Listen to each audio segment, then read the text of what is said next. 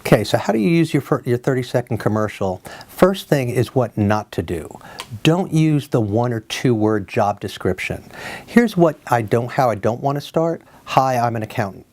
As soon as you say that, everybody prejudges, because we're all prejudiced by the definition, whether we want to believe that or not.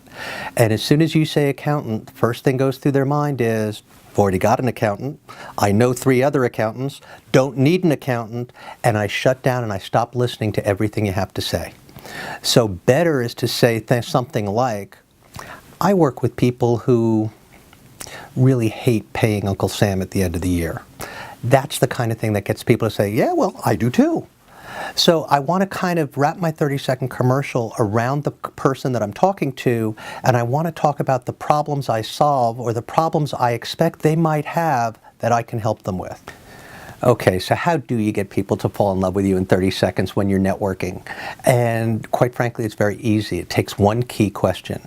The important thing first is to get the other person to go first and find out what they do and who they do it for and what their business is, and let them give you their 30-second commercial.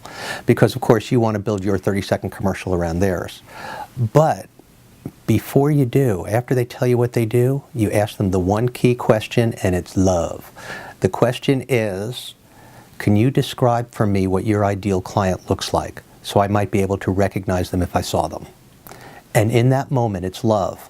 And the interesting thing is, if you're going to ask the question, be prepared for a little silence, because most people have never thought about it, and they've got to stop and think. The really nice thing is, if you ask that question, now what are they socially obligated to ask you when it's your turn?